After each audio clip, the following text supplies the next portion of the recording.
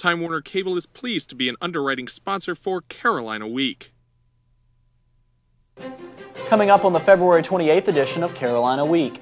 With the Duke game coming up this weekend, some professors on campus are concerned about after-game dangers. I'm Natasha Townsend. I'll show you what the Department of Public Safety is doing to crack down on parking violators. In sports, Duke men's basketball is on a roll and looking for revenge against the Heels on Sunday. Everybody's favorite weathercaster, Johnny O, is here with your Carolina Week 4-day forecast. All that and some very young salsa dancers. Carolina Week starts right now.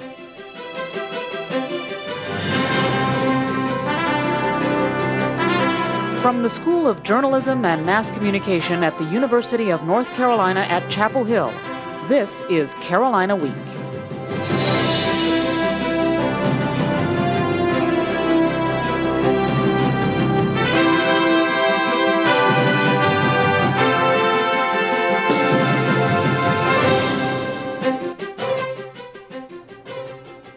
Hello and welcome to the Wednesday edition of Carolina Week. I'm Kate Schoen. And I'm Adam Rue. Thanks for joining us.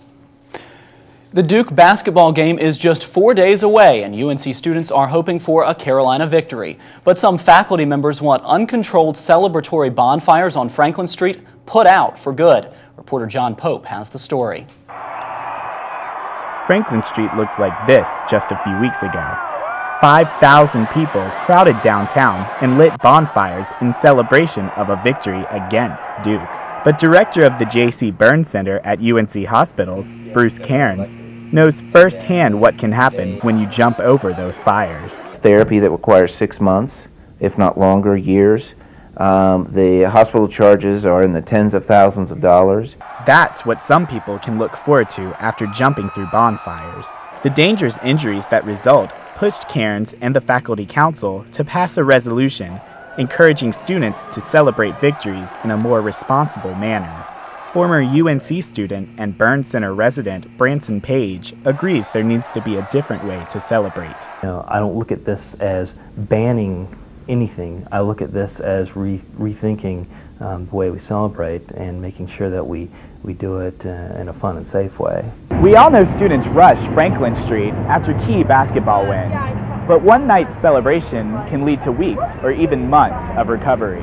People have missed work, have missed semesters in school, and have lifelong scars as a result of an activity that had they known about, they certainly would not have engaged in. Cairns and Page want you to celebrate those Carolina victories, but they don't want you to end up under their care.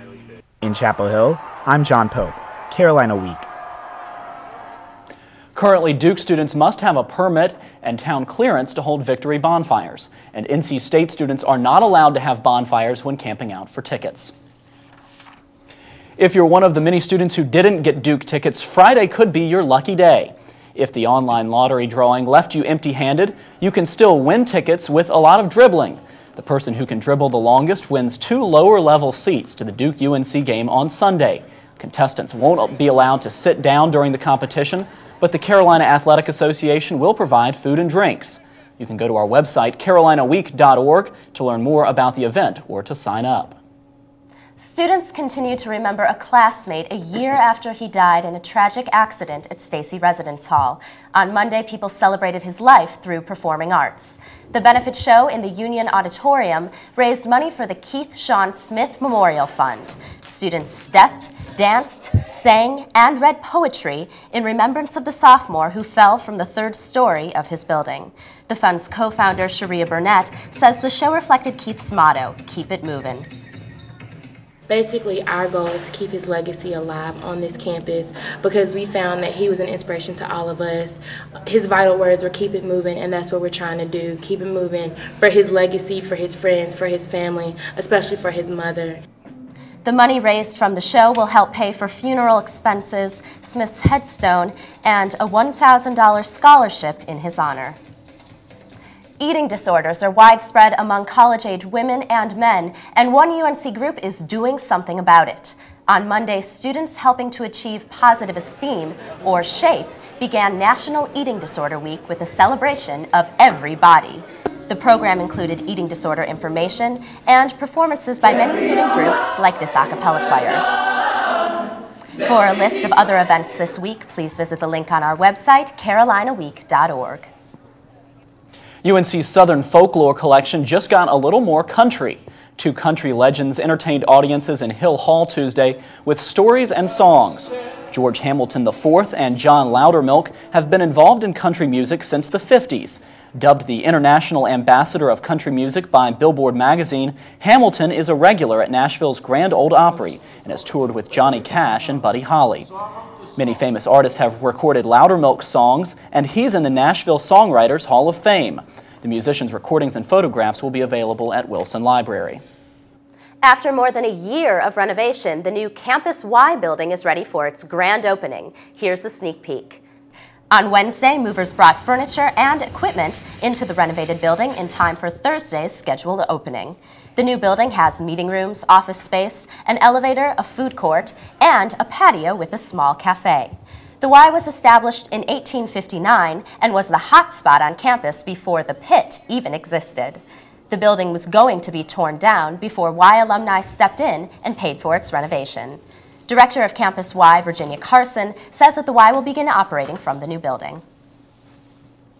We're not completely done in terms of furniture and fixings, but we're going to be running our operations from this building starting today.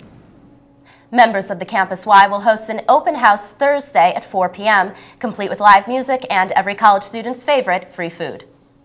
We all know how busy our campus can be. The one problem with having so many events going on? Parking. Reporter Natasha Townsend joins us now from the Department of Public Safety. Natasha, what's the problem with parking?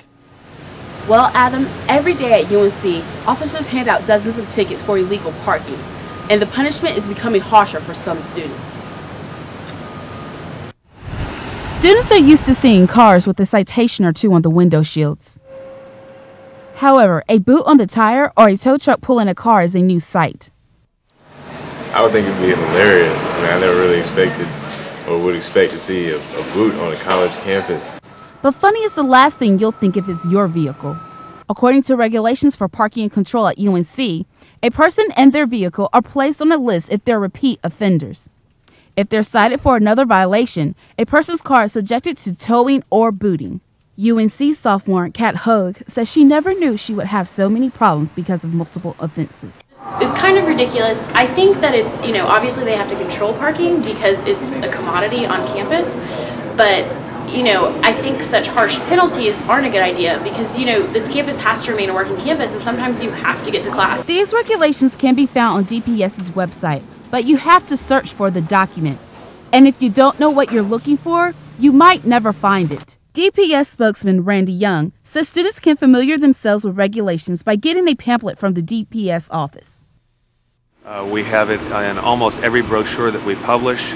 We put it out to all students before they arrive on campus through a Going Places brochure, which is mailed to home of every student who's coming, and that's all undergrad and graduate students, not just incoming freshmen or transfers. But most students park where they can and hope if they do get a ticket, they can get it overturned or appealed. Now, the department issued nearly $1 million worth of tickets last year. However, students were able to appeal half of that amount. In Chapel Hill, I'm Natasha Townsend, Carolina Week. Natasha, what makes a student a repeat offender? Well, if a student gets 5 tickets in a year or 2 tickets within 30 days and has unpaid fines, then they're considered a repeat offender. And if they have tickets that amount to $250 or more, they are also placed in this category. Natasha Townsend reporting from the DPS offices on South Campus. Thanks, Natasha. From paying parking tickets to worrying about paying the government, we'll show you where to get help on your taxes for free. And ladies, find out why you could be more susceptible to germs than men when we come back.